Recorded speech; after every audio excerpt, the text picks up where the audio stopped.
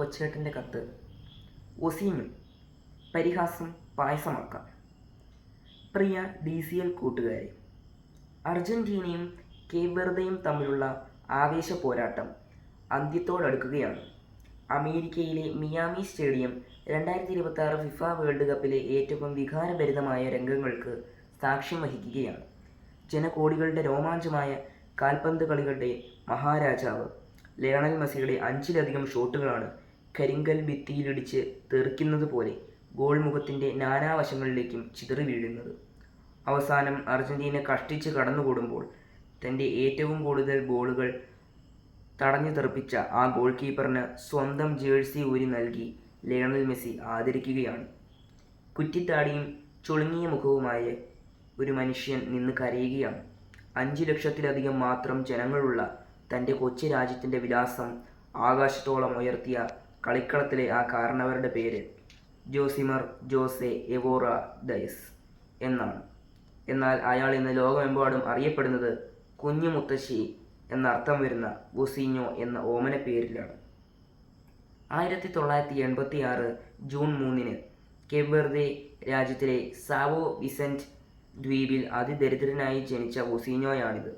പിതാവ് പട്ടാളത്തിലും അമ്മ കൂലിവേലയ്ക്കും പോയതിനാൽ മുത്തശ്ശനും മുത്തശ്ശിയും വളർത്തിയതിൻ്റെ പേരിൽ കുഞ്ഞു മുത്തശ്ശി എന്ന കളിപ്പേര് സ്വന്തം ഔദ്യോഗിക പേരാക്കി മാറ്റിയ ഒസീഞ്ഞോയാണിത്.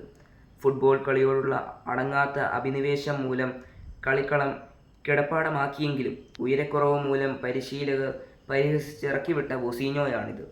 കാൽപന്ത് കളിയുടെ വൈഭവം പാതകളിൽ തുടിതുടുത്തപ്പോൾ ഉപജീവനത്തിനായി ബസ് ഡ്രൈവറായും ഇലക്ട്രീഷ്യനായും കൂലിപ്പണിയെടുത്ത ഒസീഞ്ഞോയാണിത്. എന്നാൽ 20-ാം വയസ്സിന് മുന്നേ തന്നെ 6.3 അടി ഉയരം നേടി Angola, Moldova, Cyprus, Slovakia, Portugal തുടങ്ങിയ നിരവധി രാജ്യങ്ങളുടെ ടീമുകളിൽ കളിച്ച് ജയിച്ച് 2026 ഫിഫ ലോകകപ്പിൻ്റെ രോമാഞ്ചമായ സൂപ്പർ ഗോൾ കീപ്പർ ഒസീഞ്ഞോയാണിത്. പ്രിയ കൂട്ടുകാരെ, ഒസീഞ്ഞോ എന്ന കാൽപന്ത് കളിക്കാരൻ തൻ്റെ കൈകൾ കൊണ്ട് തട്ടിയെറിഞ്ഞത് മെസ്സി ഉൾപ്പെടെയുള്ള ലോക താരങ്ങളുടെ ചാട്ടുളി പന്തുകളായിരുന്നു.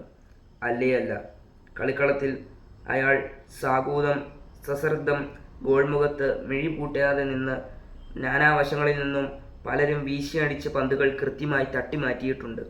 എന്നാൽ അതിനു മുമ്പേ തന്നെ അയാൾ തൻ്റെ നേരെ പലരും വലിച്ചെറിഞ്ഞ പരിഹാസത്തിൻ്റെയും ആക്ഷേപത്തിൻ്റെയും ആരോപണങ്ങളെ തട്ടിമാറ്റിയിട്ടുണ്ട്.